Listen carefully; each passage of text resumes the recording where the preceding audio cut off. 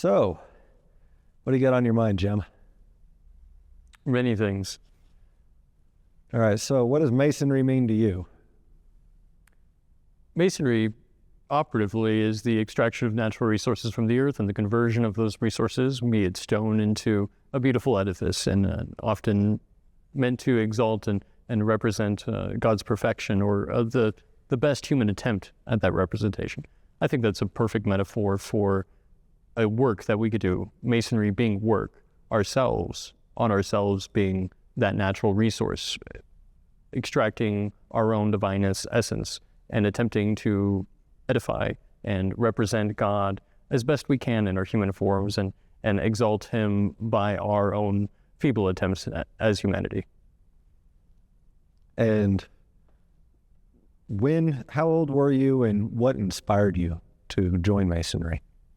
I was 21 years old when I first joined Masonry. And how old are you now? I'm 30, so it's been a journey. About 7 years since I was actually entered as a Mason, and my journey took a few years to get there. But I was involved in a college fraternity, and so I enjoyed that type of social life, and it was part of my lifestyle. And so that is something I was looking for after college. And the depth and experience of Masonry definitely grabbed hold of me in a beautiful way, and unfolded many more reasons for me to stay beyond just the reason why I had joined. And one of those reasons as well, in addition to the lifestyle influence, was to follow in the footsteps of my great-grandfather. When my grandmother was passing away, one thing that I discovered in her artifacts was a memorial roll from my great-grandfather that had been presented to her at his funeral service. And I had no idea that he was a Mason, and I began asking her some questions about that at that time.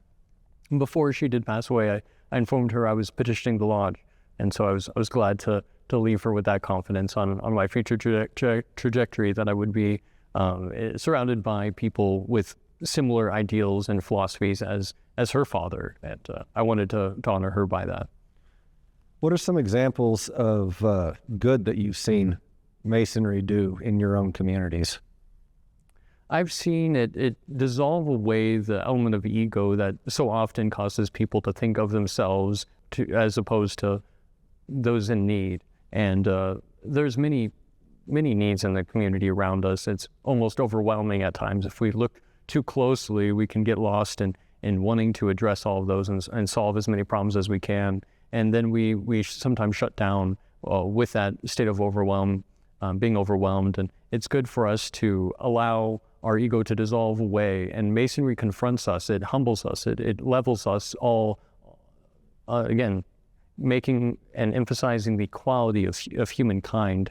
And even as Masons, as highest in rank, are still but equals among his brethren. And it's important for us to recognize that, and that allows us to then seek to do the best possible good we can, knowing that our greatness isn't going to come from our own name or our own existence, but those acts that we leave behind after us.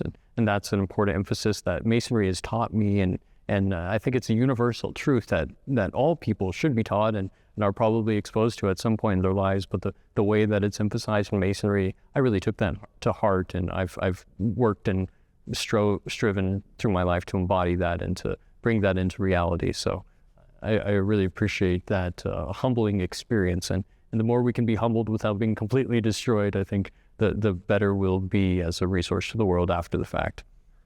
What is something that you wish you had known about Masonry before you joined?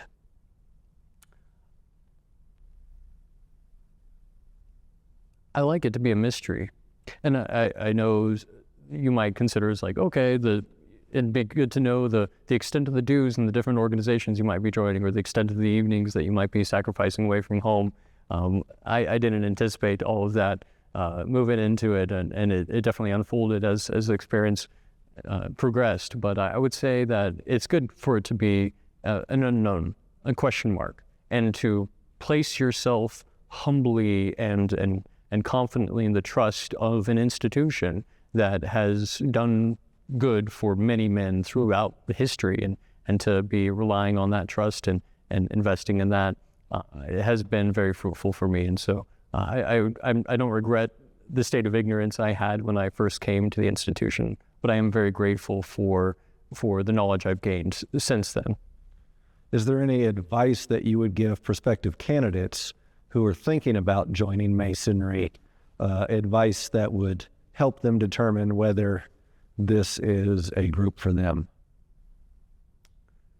If you're looking for something to be a part of that will make you among a rank of men striving to make the world a better place, I think that would make any candidate a prospective good fit for the institution.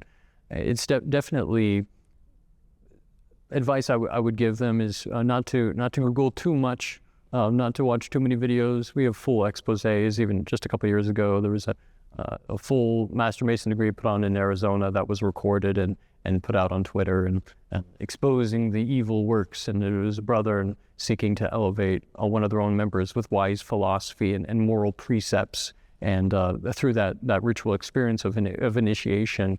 And I would encourage people to guard their minds, guard their ears from the falsehoods that are out in the world, and also from the truths, because it's important for you to be introduced to those truths when you're ready for them, when you've obtained a certain amount of development, spiritual and moral and character development. And as you're ready for those things, then you can be presented with that information as opposed to watching it all on YouTube in one night. It's good to have the brethren, the community that can go through that journey with you. Are there any types of people that you think that would not be well suited to Masonry, or and I'm not just talking about the standard reply of no atheists? Sure. But is there any type of personality that would not jive with Freemasonry? People who are too sure of their opinion, too sure of the knowledge that they've received. An atheist might be an example of somebody who is absolutely convinced of a reality. But on the other end of the spectrum as well, if you don't have questions about the nature of existence, if you feel you already know everything you have to learn in life, Masonry is not the place for you, because we don't come with answers either, but we come with questions, important questions that through a lifetime of experience and a journey of relationship with each other and with the hard-fought trials and a journey of building and continuing to build this great institution, that is where those questions are answered in the experience and in the journey. So I would caution people not to be too sure of what they know or what they've learned or what they've heard about Masonry or just the world in general, and be open to seeing a different perspective on how things have come about and how existence is, and be willing to grow. I think that's the most important characteristic of somebody coming to the craft is somebody who is humble enough to accept their own imperfections and the state of imperfection, and a willingness to improve, but also a willingness to accept change in that process of improvement. Without discussing the actual events themselves, what can you tell me about the emotional states that you might have been in leading up to, during, and after your initiation process? Yeah. Were you apprehensive at all? Yeah, I was nervous. I had a little bit of cold sweats. I think a lot of candidates do, and having brought other candidates into the institution after the fact, I see in them my own experience, and I think it's a common experience that many people have of being placed in the trusting hands or trusting in the hands of the institution to carry you forward, and not knowing what's going to happen or what the experience is going to be, but being reliant on the fruit that it has borne, and the lives of the great men who have lived before us, and the evidence of the institution now, and the great works that it does for humanity and for its individual members, transforming them. And we can do all kinds of things in the community as an institution, whether that's through the charitable works or our foundations or our scholarships and the education we provide. But more importantly, the impact that we have is in the lives of the individuals who offer themselves for initiation, who say, I am incomplete, educate me, improve me, I dispel my ignorance. That's one request I made of my initiator: dispel my ignorance, overcome my frailties, and they have provided me exactly what I requested, and the knowledge and the encouragement, but also the challenges and opportunities for growth. A lot of people use the fact that Masonry is cloaked in secrecy to make assumptions that it must be because of nefarious purposes. What, as a Mason myself, I am fully aware that there are no nefarious purposes and that it's a really noble endeavor. But what can you tell me about the importance of secrecy and why it's important to Masonry if there's, like Homeland Security says, if you have nothing to hide, then, if you're not doing anything wrong, then why do you need to hide anything? What is the importance of secrecy in Masonry? I might bounce back at Homeland Security and say, why do you redact 99% of everything that's included in any FOIA request that comes your way? But that's another conversation. In response to your question, I would say that the secrets provide us with two different elements, both a personal element and a communal element. In the communal space, it provides us with a border of that community. If there are no secrets, there is no limitation to membership or non-membership.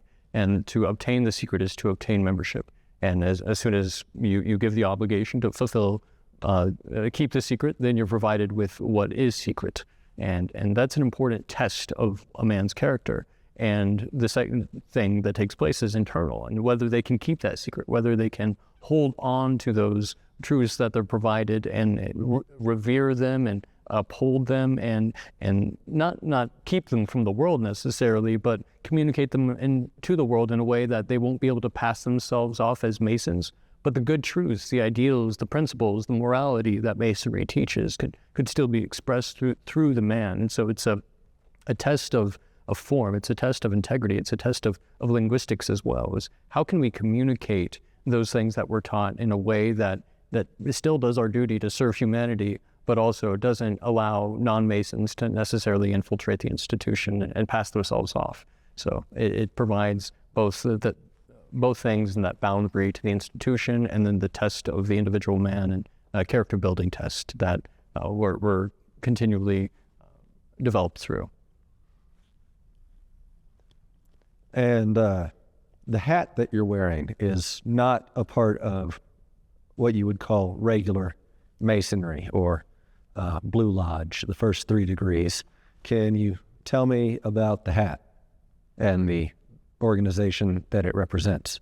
Yes. Yeah. So the hat is the 32nd degree Scottish Rite Mason hat that I was presented with a few years ago when I received my 32nd degree at the Scottish Rite Consistory in Denver. And it represents a journey that I had taken over the previous few days. I had gone through several different exemplifications of mystery, of morality, of philosophy, of knighthood, of chivalry. There's different things that are presented in the 32 degrees, which the reformer of the institution, I would say Albert Pike, he did an excellent job in selecting from the many mystery traditions that existed through time, a handful of them, or a few handfuls of them, that he put together in a complete system, a complementary system that provides you with a way to look at yourself and your relationship to the world around you, the people around you, your family, your work, be it your church, and your country. And very patriotic in many of the themes that run behind that. And that system was provided for me over those 3 days, and the culmination was the 32nd degree, which really teaches that man has a duty to become the highest fulfillment of that ray of the divine spark that we all possess. And so I think it's important for us as humans and as men to challenge ourselves and to seek out knowledge that can improve ourselves. And the Scottish Rite system of Masonry isn't necessarily higher or better or greater than the Blue Lodge system that exists within America, either AF and AM or F and AM, but it does complement it in a lot of ways because it expounds on those truths that are maybe more mysteriously hidden within the Blue Lodge degrees, and it exemplifies them from different angles and with different metaphors and allegories. And so you can really dive into depth in these, have a lot of conversation about it, and it builds on just the experiential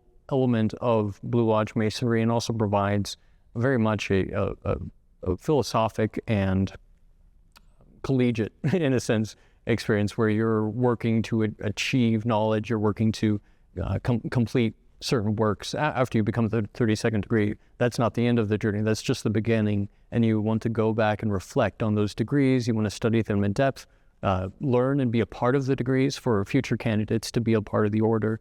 And through that journey, which is a lifetime-long journey, many rewarding treasures are discovered within ourselves that we can manifest and bring forth into the world and be the highest fulfillment of that duty and represent that institution the best way possible as a result. What are some misconceptions about Masonry that you feel should be corrected? I think there's two different classes of misconceptions about the institution, those from outside and those from inside. One error that I see often from those outside the institution is just a general suspicion. People are hearing things rather than trusting their own eyes. And you can hear a lot of things and people will say a lot of words. And whether that's people inside the institution who are ignorantly giving their perception of what's going on, or if it's just other people outside who have a negative perspective, repeating and making up lies about the institution, that's something to be guarded about. But people need to trust their own eyes and see for themselves what's going on and the benefit that we bring to humanity and the lives of the individual members that we initiate and that we develop, as well as through the institution as a whole and its contribution to the community and charity and benevolence and what we offer, again, through education and charitable works, the Right Care Aid, the Scottish Rite Foundation, the Knights Templar Eye Foundation, and these other great works. Of course, Shriners Hospitals being one of the most well-known instances and expressions of that. But the other element, and I alluded to this as part of the first, is the misconceptions that people in Masonry themselves have about its purpose and its role.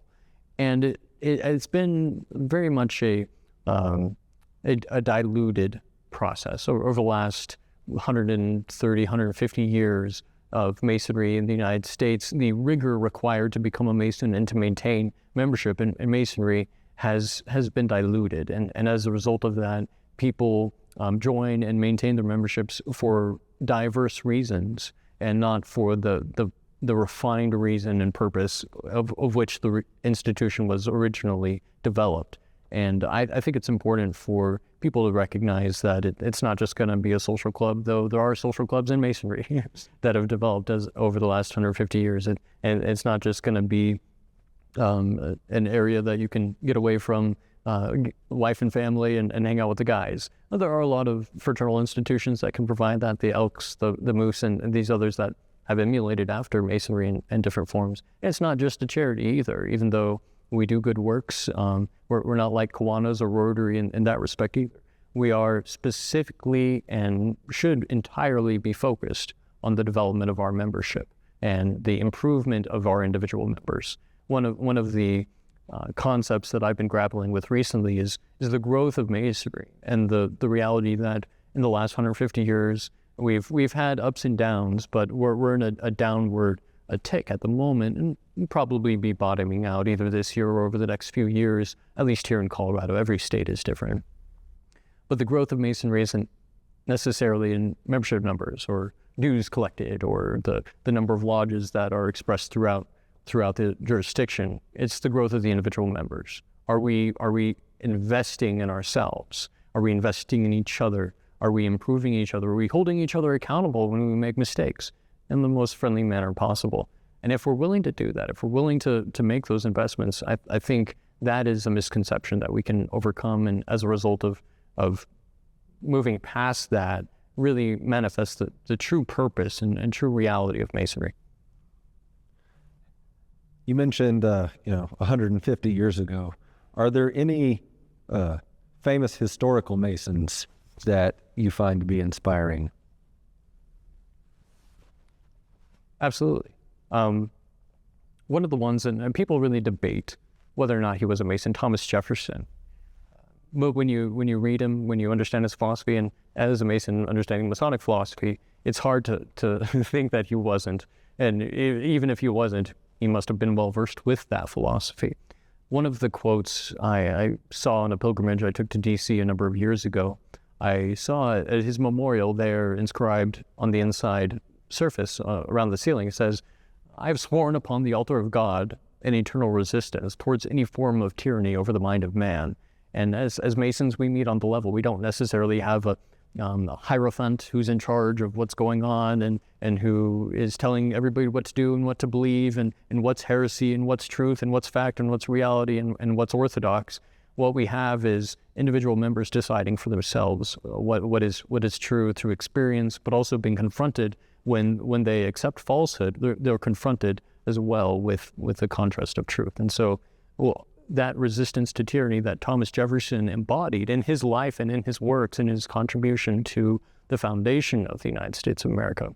That's something I want to emulate, and not just having excellent principles, living excellent principles, teaching excellent principles, and trying to establish those principles as the law that governs. And that's what he attempted to do, and his massive contribution with the drafting of the Declaration of Independence and later the work on the Constitution that he did, and his leadership of the country as president.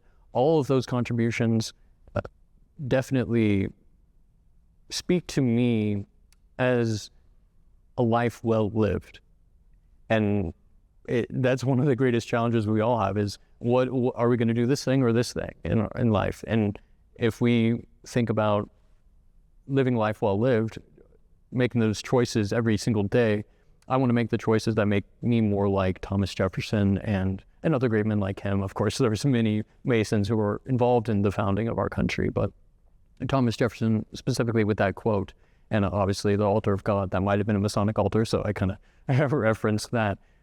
He was also a ginger or red hair, so I kind of relate to him in many different senses, you could say.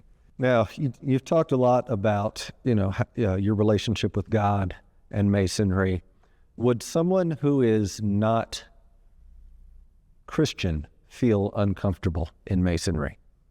Possibly. We use terms that are as generic and as open and accepting as possible, but it could be difficult for some people to come into the institution. Maybe they had a difficulty growing up in a Christian religion and they left that religion. And so some of the references within Christianity to similar names for deity, like the word God is used in Masonry from time to time. We also use the word deity, supreme architect, grand architect of the universe, and those terms with which no man can descend to show with what reverence we have towards the Almighty. And I think it's important to recognize that diversity of expression even within the institution, and that we're not claiming this specific name for God and or that name or this religion had it right.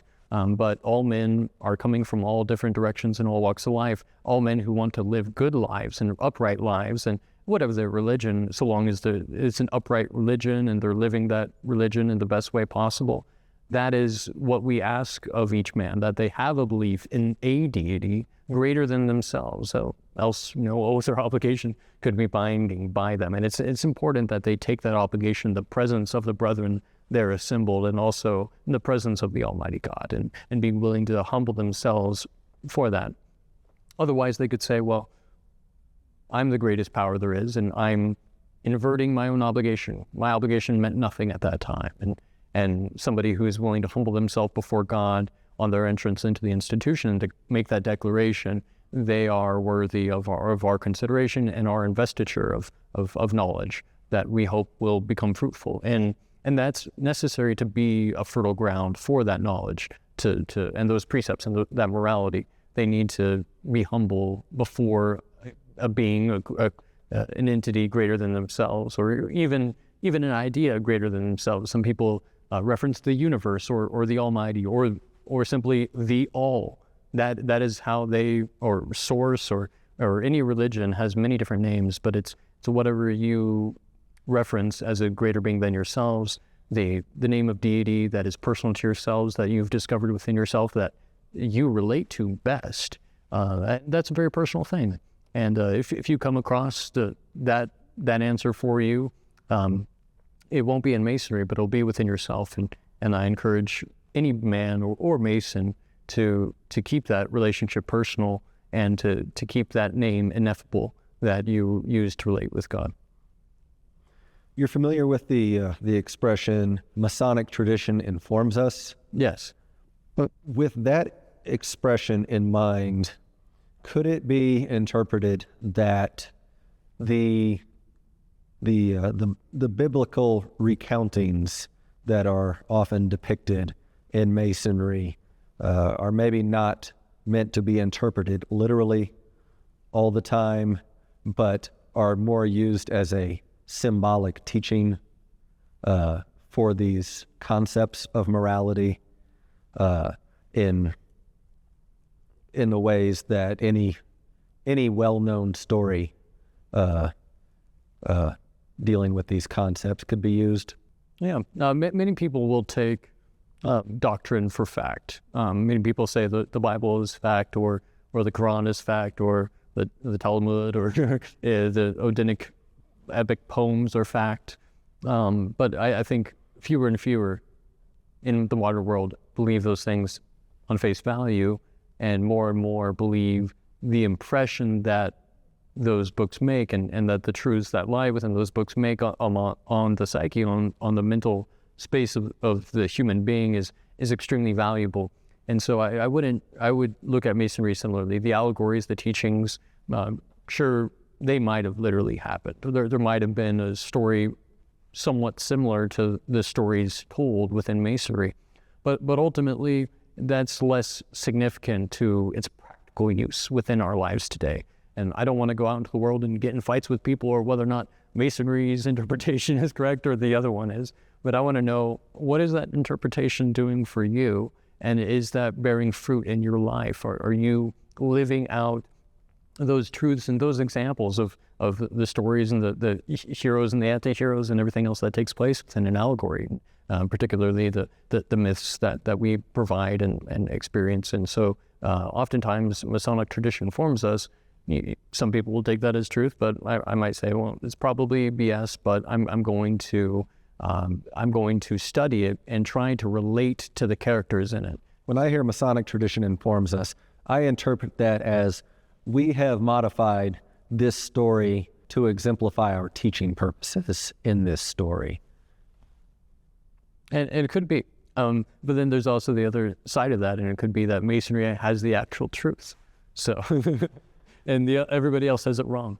But I don't think there's a lot of conflict between the Masonic perception of things and maybe the Judeo-Christian perception on things, or the Muslim or Hindu perception on things. There's a lot of congruity in those different systems. And Masonry is the one system, though not a religion. It is religious in its regularity, I should say, and in its continuation through time. It's been very regular in that continuation.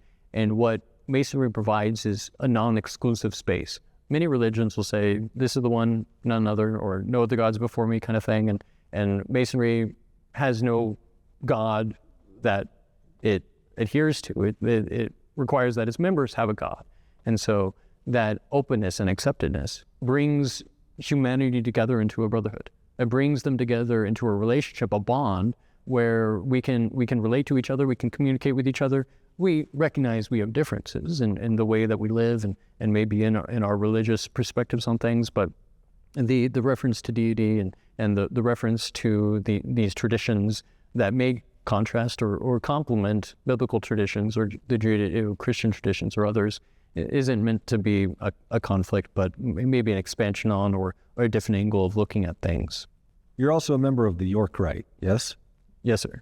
Can you give me a brief rundown of what the York Rite is? The York Rite is an extension of what Blue Lodge Masonry represents here in the United States. The Blue Lodge then is followed by the chapter, followed by the council and commandery. And so chapter, council focus more on some of those ancient biblical teachings and some of the allegories really playing out things related to the construction of King Solomon's temple and the destruction and then the reconstruction and that cycle. And it's more important that we recognize our own duty towards civilization and humanity as a whole, that humanity is in an ever-evolving process of destruction and reconstruction. And we need to be engaged in helping to, if we find ourselves in a period of destruction, which some would suggest that we are in, that we reduce and eliminate that period of destruction, shorten its duration, and accelerate the turnaround. And if we find ourselves in a period of construction, to contribute to that to the greatest extent that we possibly can. And so those allegories that are taught in the York Rite really relate to those different cycles that we go through, the mourning of loss, but also the hope of creation and the restoration of our highest ideals and our purposes. And of course, commandery is really cool because it deals with the Knights Templar and the history of the Knights Templar as an organization and its origins, and you can go through the experience of being knighted, which if you like swords is really fun, and you get to play with swords. And so men love toys. Napoleon said men love toys, and we do love toys, and we like to carry around big swords and wave them around the air sometimes. So that's always fun. That's one of the experiences. More of the less significant philosophical aspects of it, but there is deep truths found within those degrees that could be exhumed and explored. And Masonry doesn't necessarily do the work for you, but it'll give you a space that you could do some exploring. And if you're willing to dig, if you're willing to really dig into these rituals and into the allegories and the teachings, the lessons that are contained both within the York Rite and the Scottish Rite and other traditions, and there's a fruitful result. There's never an effort that you could put in to your own education within the craft that isn't returned. You could go out and memorize the names of books, and you would have a lot of knowledge at that point of names of books. But that doesn't necessarily bear fruit. Well, Masonry has a promise and a fulfillment of fruit, a return on your investment of your time and your efforts and your toil and your faith in the institution. Well, Jim, thank you for your time and sharing with us some of your fruitful knowledge about Masonry. You're welcome. Thank you. All right, thanks.